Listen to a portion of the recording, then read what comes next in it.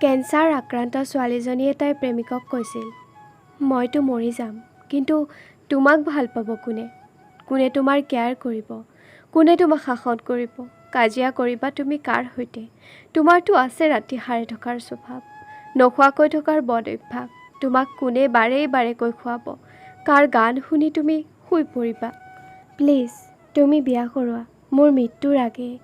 তোমাক অন্তত চাব খোজোঁ তুমি ভালে থাকা, মই নাথাকিলেও। ল'ৰাটোৱে ভেকুৰি উঠে। ছোৱালীজনীক সাবতি সি কয়, চুপ, একদম চুপ। তোমাৰ একো নহয়। তোমাক এৰি মই কাৰো হ'ব নোৱাৰোঁ, নহওঁ কোনোদিনে। মই যে তোমাক ভাল পাওঁ। তোমাৰ একো নহয়, ভগৱানে এনে নকৰে। ছোৱালীজনীৰ চকুলো বৈ আহে। বুকুৰ কষ্টবোৰ জমা হৈ উত্তপ্ত তীখাৰ দৰে তীব্ৰ হৈ উঠে। তাই ভাবে এই ভালপোৱাক এদিন এৰি যাবই লাগিব। তাই জানেই যে পৃথিৱীত আজি ভগৱানো অসহায় তাইৰ বাবে। তাই নিৰুপায়।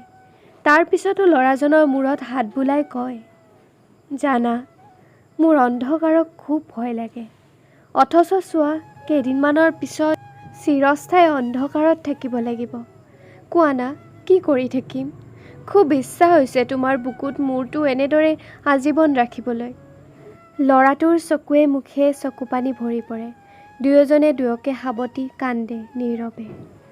এই ঘটনাৰ কিছুদিন পিছত এদিন ছোৱালীজনীৰ মৃত্যু হয়। ল'ৰাটোৱে প্ৰতিটো ৰাতি ছোৱালীজনীৰ কবৰৰ কাষত বহি থাকে। এডাল এডালকৈ প্ৰতিটো নিশা মমবাতি জ্বলাই ছোৱালীজনীৰ কবৰ আলোকিত কৰে। ৰাতি সিও নুশুৱে, এইবাবেই যে ছোৱালীজনীয়ে অলপো অন্ধকাৰ সহ্য কৰিব নোৱাৰে। আজি কিছুদিন ধৰি সিও খুব টেনচনত আছে। কেইদিনমান আগতে ডক্তৰে তাৰো কেঞ্চাৰ ধৰা পেলাইছে। তাৰ মৃত্যুৰ চিন্তা নহয়, একমাত্ৰ চিন্তা তাৰো যদি মৃত্যু হয়, ছোৱালীজনীৰ কবৰত কোনে ৰাতি ৰাতি মম জ্বলাব? কোনে বুজিব ছোৱালীজনীয়ে যে অন্ধকাৰ খুব ভয় কৰে, বহুত।